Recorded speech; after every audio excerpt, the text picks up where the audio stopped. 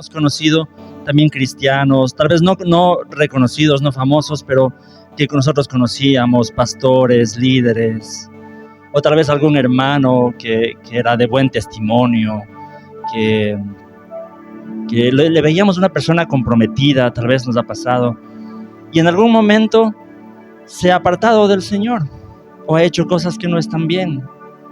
Quién sabe, incluso a veces puede haber renunciado a la fe. Tal vez hemos conocido esos casos. Cuando eso sucede, uno se pregunta, ¿qué pasó ahí, no? ¿Qué pasó en una persona que había sido llamada por Dios al ministerio, que estaba siendo usada por Dios, bendiciendo a más personas? ¿Qué pasó? ¿Qué pasó? ¿No? ¿Por qué terminan apartándose de Dios? ¿Por qué renuncian a la fe? Y ese tipo de experiencias nos debe hacer también un poco reflexionar en nuestra fe, ¿no? ¿Cómo está nuestra fe? ¿Qué tan real es nuestra fe? ¿Qué tan real es nuestro compromiso y nuestro caminar con Dios, con Jesús? Porque la Biblia y la experiencia, como les comento, nos enseñan que en la vida cristiana no se trata solamente de haber sido llamado por Dios, no se trata solamente de haber tenido un ministerio y haber sido usado por Dios. La vida cristiana se trata de permanecer con Dios, de estar con Él cada día, ¿no? Y eso es lo que vamos a ver un poco con base en la vida del apóstol Judas. Porque lo primero en este mensaje es que Judas fue un hombre llamado por Dios. Fue un hombre llamado por Dios, llamado por Jesús, directamente por Jesús. Si nosotros abrimos nuestras Biblias en el Evangelio de Marcos, en el capítulo 3, los versículos desde el 13 hasta el 19, vamos a leer Marcos 3, del 13 hasta el 19. ¿Encuentran? Me dicen amén y con eso podemos ir todos juntos. Marcos 3, del 13 al 19. ¿Tienen, hermanos? Dice, subió Jesús a una montaña y llamó a los que quiso, los cuales se reunieron con él. Designó a 12 a quienes nombró apóstoles para que lo acompañaran y para enviarlos a predicar y ejercer autoridad para expulsar demonios. Estos son los 12 que él nombró: Simón, a quien llamó Pedro, Jacobo y su hermano Juan, hijos de Zebedeo, a quienes llamó Boanerges, que significa hijos del trueno, Andrés, Felipe, Bartolomé, Mateo, Tomás, Jacobo, hijo de Alfeo, Tadeo, Simón el celote y Judas Iscariote, el que lo traicionó. ¿Sí?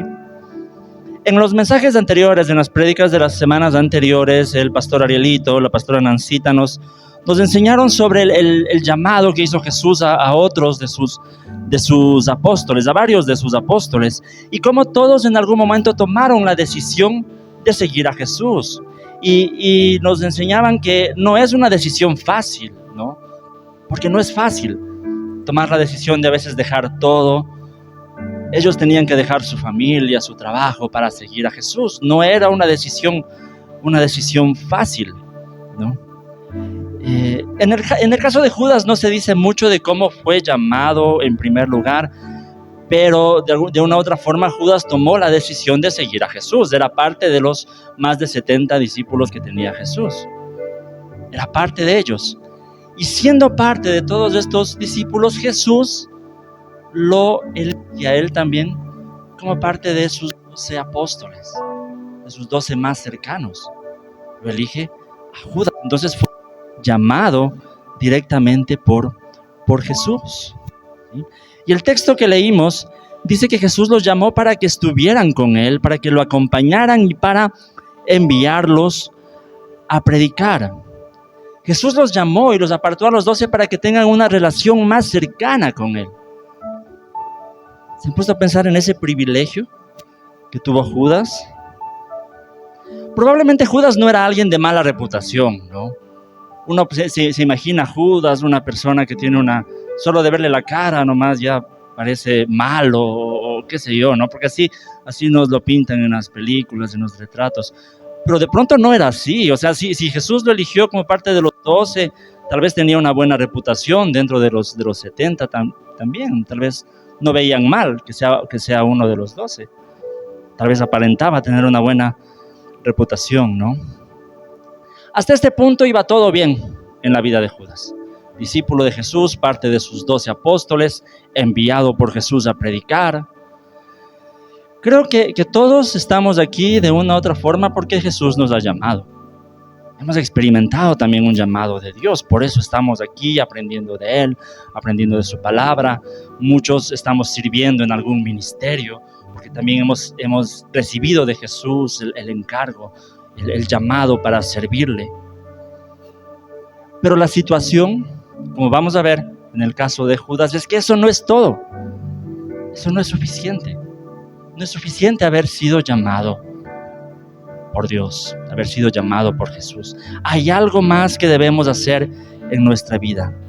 Porque incluso, a más de haber sido llamado por Dios, Judas fue usado por Dios. ¿Se han puesto a pensar en eso? A más de ser llamado directamente por Jesús, fue usado por Jesús para hacer su obra.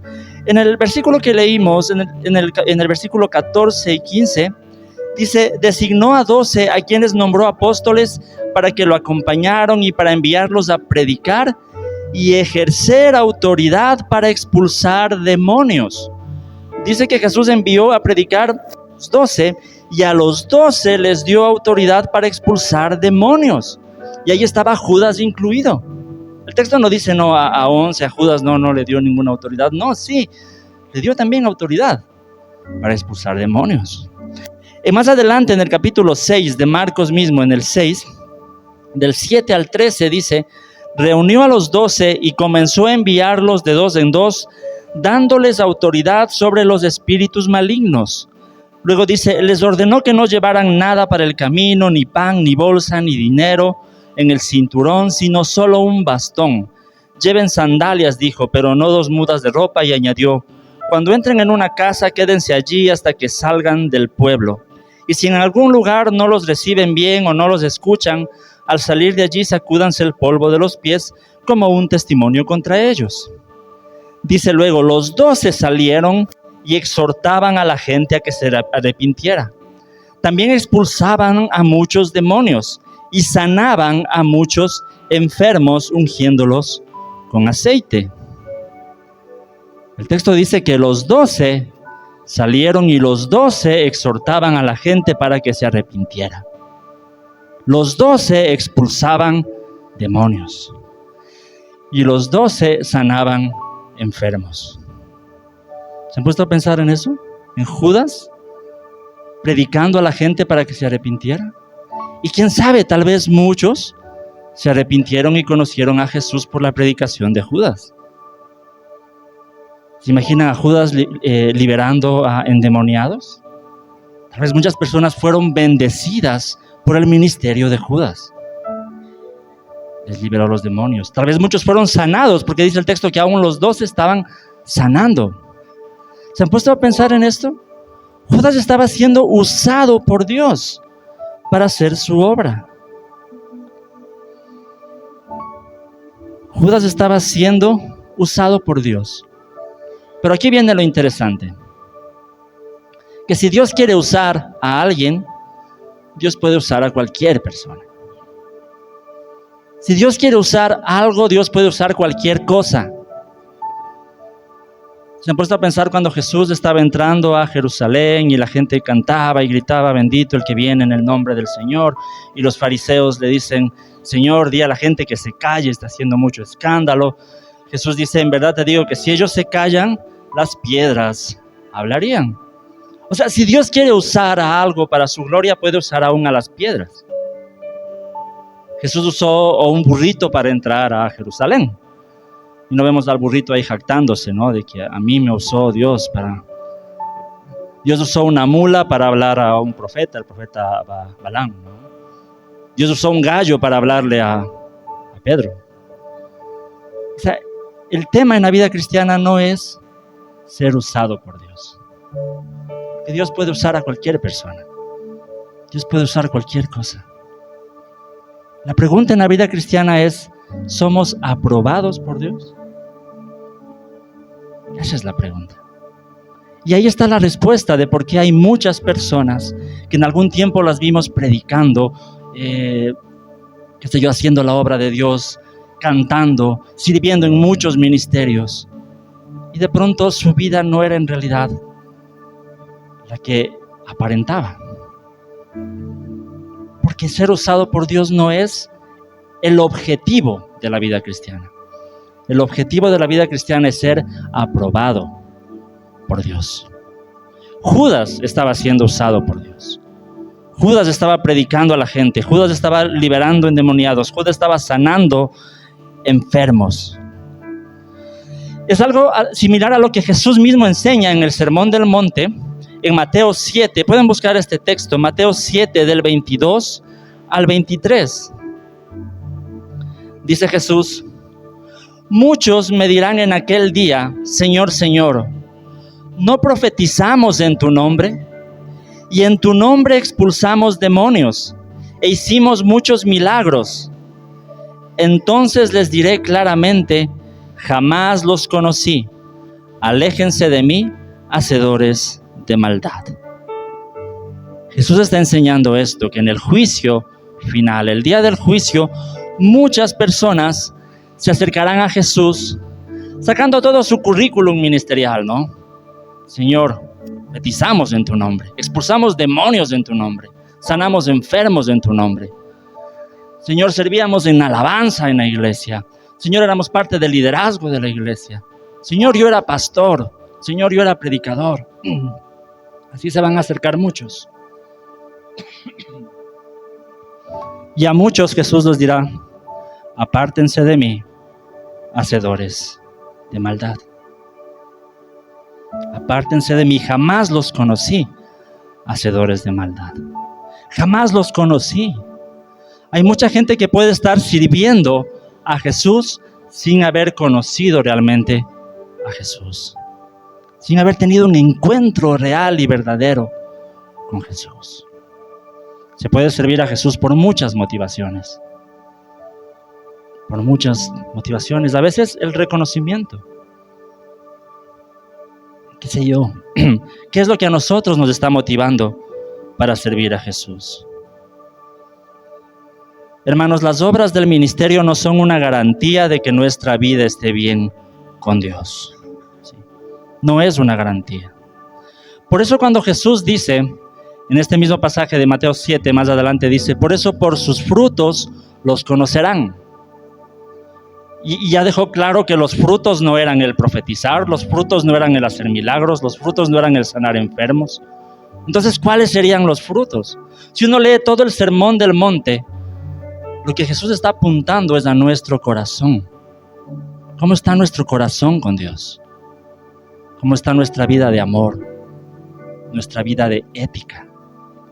Por eso el apóstol Pablo también, cuando habla del fruto del Espíritu en Gálatas 22, ¿qué dice? El fruto del Espíritu es amor, alegría, paz, paciencia, amabilidad, bondad, fidelidad, dominio propio, humildad, no sé el orden, pero ese es el fruto del Espíritu.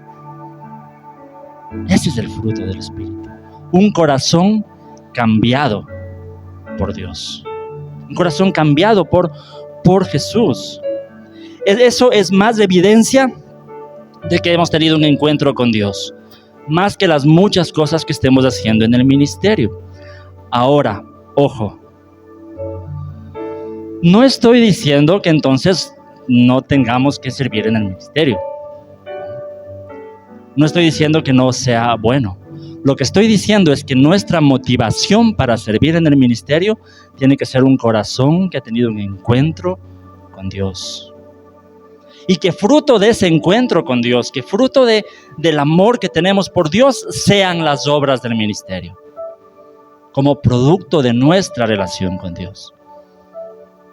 De eso se trata la vida cristiana. Porque esta frase la suelo repetir muchas veces, tal vez la hayan oído, pero no es lo mismo ser usado por Dios que ser aprobado por Dios. Busquemos en nuestra vida cristiana ser aprobados por Dios. Judas fue una persona llamada por Dios. Fue una persona usada por Dios. Pero al final fue la persona que traicionó a Jesús. Y esto también es interesante. En Juan 12 hay un pasaje que me llama la atención. Juan 12 del 1 hasta el 6. Ustedes pueden buscar también este texto. Juan 12 del 1 hasta el 6.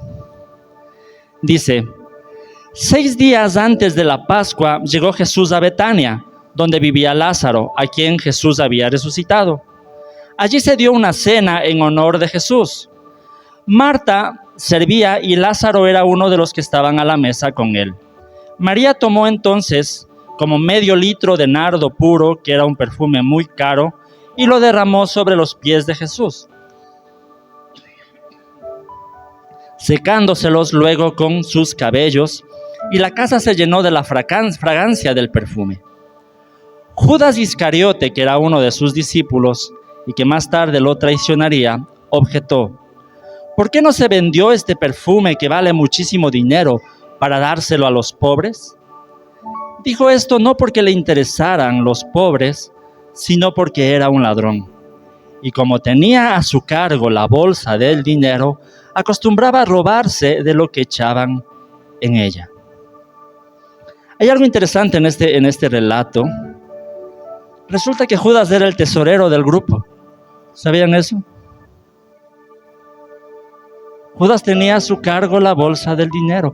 Cuando vamos a elegir el tesorero en cualquier grupo que nosotros compartimos, ¿a quién buscamos? A la persona que por lo menos aparenta ser más íntegra, ¿no es cierto? O honrada. Entonces, como decía, Judas no tenía mala reputación, probablemente tenía buena reputación. Era el tesorero. ¿A quién se le confía la bolsa del dinero? Sino a alguien que pensamos que es confiable. Judas tenía la bolsa del dinero. Aquí vemos que María hace esta obra de adoración, de alabanza a Jesús, derrama su perfume, y Judas aparenta todas las buenas intenciones en ese momento, ¿no? Pero todo ese dinero se podía haber dado a los pobres, ¿no es cierto? Aparentemente tenía muy buenas intenciones. Muchísimas gracias, sí, ya me estoy quedando con la garganta seca. Gracias, mi hermano.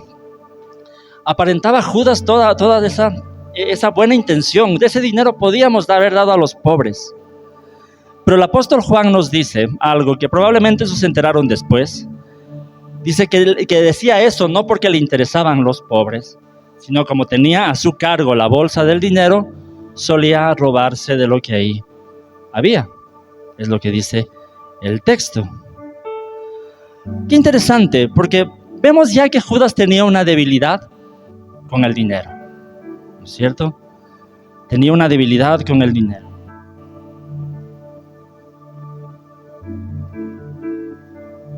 Tenía a su cargo la bolsa y se robaba de lo que ahí había. Ahora, no sé si la cantidad de dinero que Jesús tenía con sus apóstoles era bastante, tal vez no mucho, tal vez lo necesario para vivir, para sobrevivir.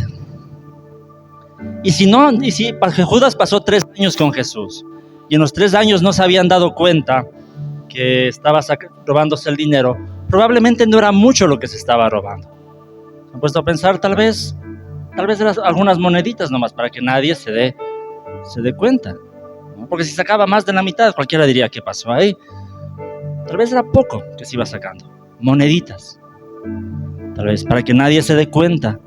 Pero él tenía esa debilidad. Hermanos, cada uno de nosotros tenemos nuestras propias debilidades, ¿no es cierto? Y cada uno sabe cuál es su debilidad, cuál es esa tentación que no ha podido vencer todavía. Y a veces puede ser que pensamos también que no es la gran cosa. Así como Judas, una monedita y nadie se va a dar cuenta. Tal vez decimos, es una mentirita nomás, ¿no? Mentirita venial, mentirita blanca. O, bueno, solamente tuve una fantasía en mi mente rápido con una persona que no es mi esposa, que no es mi esposo, pero solo fue una fantasía, no fue nada más, no hay problema con eso.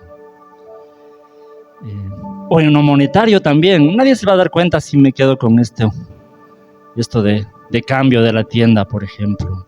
Qué sé yo, cualquier cosa, sabemos nosotros cuál es nuestra debilidad y sabemos que a veces también nos justificamos y decimos, pero no es la gran cosa. Nadie se va a dar cuenta. Hermanos, pero las tentaciones pequeñas, las debilidades pequeñas, si uno no se los controla a tiempo, poco a poco terminan en pecados grandes. Judas empezó sacándose moneditas de la bolsa y terminó vendiendo a Jesús por 30 monedas. Si no controlamos nuestras debilidades, si nos justificamos a nosotros mismos en lugar de arrepentirnos y pedir perdón, poco a poco puede ir creciendo. Y en algún momento nos veremos haciendo cosas que ya no le agradan en verdad a Dios.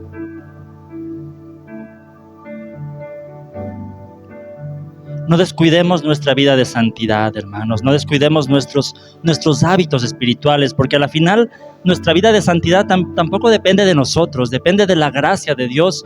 Y para eso tenemos que estar en comunión con Dios. Nuestros hábitos espirituales, nuestra vida devocional, la oración, la lectura de la Biblia, la comunión con los hermanos. No descuidemos todo esto. Recordemos que no basta con ser llamado por Dios. No basta con ser usado por Dios. Hay que permanecer con Dios. Hay que estar con Él. No sabemos en realidad a ciencia si Judas desde el inicio él ya tenía malas intenciones o si en el camino fue extraviando su corazón. Pero sí sabemos que en algún momento definitivamente todo esto le apartó de Jesús. Y al tener un corazón endurecido, tomó la decisión, la peor decisión que un ser humano podía haber tomado en la vida: traicionar a Jesús, vender a Jesús, entregar a Jesús por 30 monedas. De ahí en adelante el nombre de Judas ha sido asociado con la maldad. Pensar en Judas es pensar en la traición. Pensar en Judas podría ser pensar hasta en el peor ser humano que ha existido.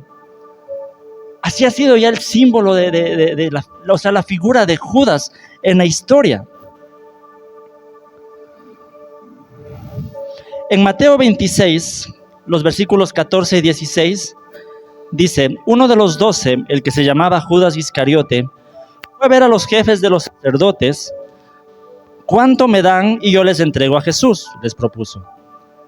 Decidieron pagarle 30 monedas de plata, y desde entonces Judas buscaba una oportunidad para entregarlo. Hermanos, ¿cuántos de nosotros hemos buscado también oportunidades para traicionar a Jesús? Tal vez pensamos que lo que hizo Judas fue, demasiado grave. Nadie de nosotros haría algo así. Pero a veces también buscamos oportunidades en donde hacemos cosas que no le agradan a Dios. A veces también por placer personal, placer de un momento, por bienestar momentáneo. Todos sabemos cuáles son nuestras 30 monedas. Aquello que recibimos y por lo que somos capaces a veces de hacer cosas que a Dios no le agradan. Todos sabemos que a veces sí tenemos oportunidades y aprovechamos a veces las oportunidades para hacer cosas que no están bien. De una u otra forma también para traicionar a Jesús, traicionar a Dios. Ahora, el tema es que cuando nosotros le fallamos a Dios, estamos conscientes que tenemos un Dios de gracia, de misericordia, que sin importar lo que hayamos hecho, Él siempre nos está ofreciendo su perdón. Pero ahí hay algo importante: tenemos que reconocerlo, reconocer nuestro error, reconocer delante de Jesús, delante de Dios que hemos fallado, pedir perdón, y la gracia de Dios siempre estará disponible para nosotros.